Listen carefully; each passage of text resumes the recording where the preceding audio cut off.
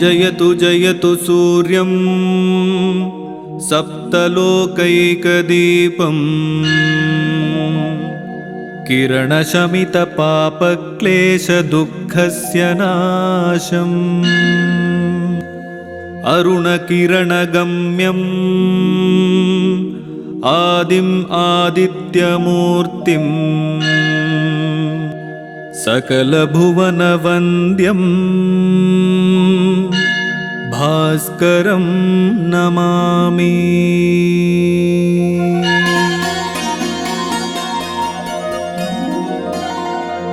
ततो युद्धपरिश्रान्तं समरे चिन्तया स्थितं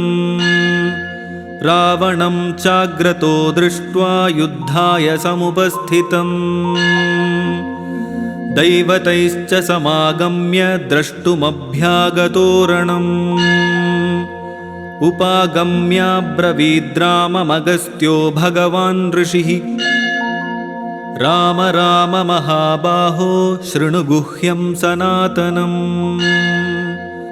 येन सर्वानरीन् वत्स समरे विजयिष्यसि आदित्यहृदयं पुण्यं सर्वशत्रुविनाशनम् जयावहं जपेन्नित्यमक्षय्यं परमं शिवम् सर्वमङ्गलमाङ्गल्यं सर्वपापप्रणाशनम् चिन्ताशोकप्रशमनमायुर्वर्धनमुत्तमम् रश्मिमन्तं समुद्यन्तं देवासुरनमस्कृतम् पूजयस्व विवस्वन्तं भास्करं भुवनेश्वरम् सर्वदेवात्मको ह्येषः तेजस्वी रश्मिभावनः एष देवासुरगणान् लोकान् पाति गभस्तिभिः एष ब्रह्मा च विष्णुश्च शिवः स्कन्दः प्रजापतिः माहेन्द्रो धनदः कालो यमः सोमो ह्यपाम्पतिः पितरो वसवः साध्याः ह्यश्विनौ मरुतो मनुः वायुर्वह्निः प्रजाः प्राणा ऋतुकर्ता प्रभाकरः आदित्यः सविता सूर्यः खगः पूषा गभस्तिमान् सुवर्णसदृशो भानुर्हिरण्यरेतो दिवाकरः हरिदश्वः सहस्रार्चिर्सप्तसप्तिर्मरीचिमान्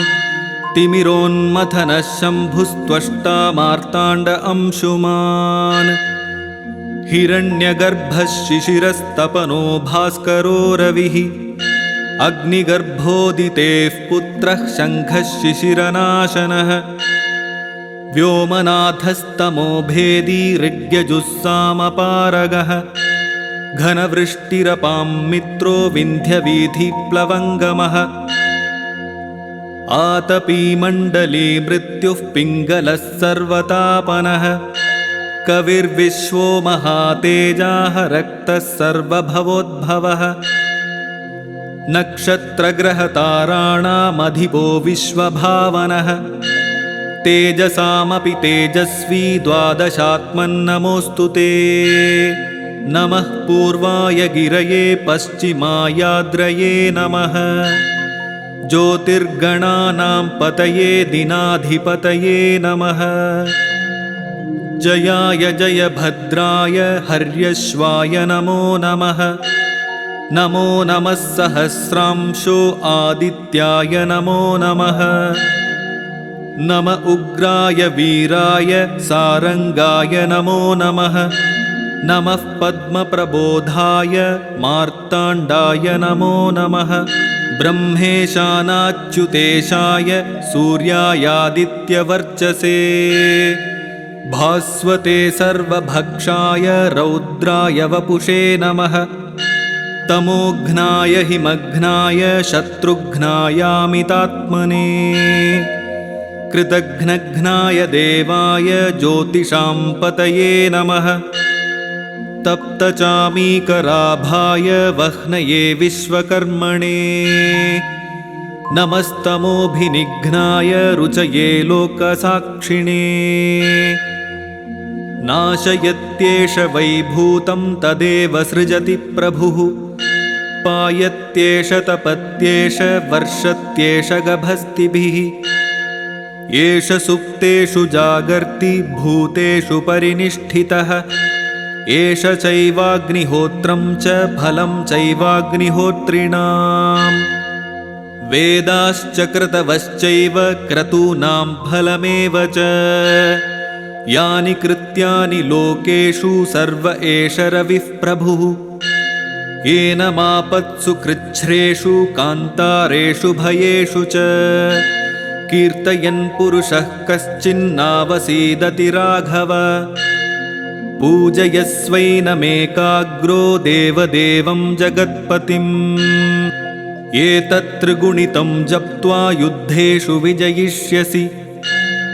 अस्मिन् क्षणे महाबाहो रावणं त्वं वधिष्यसि एवमुक्त्वा ततोऽगस्त्यो जगाम च यथागतम् एतच्छ्रुत्वा महातेजाः नष्टशोको भवत्तदा धारयामास सुप्रीतो राघवः प्रयतात्मवान् आदित्यं प्रेक्ष्य जप्त्वा तु परं हर्षमवाप्तवान् त्रिराचम्य शुचिर्भूत्वा धनुरादाय वीर्यवान् रावणं प्रेक्ष्य हृष्टात्मा युद्धाय समुपागमत् सर्वयत्नेन महता वधे तस्य धृतोऽभवत्।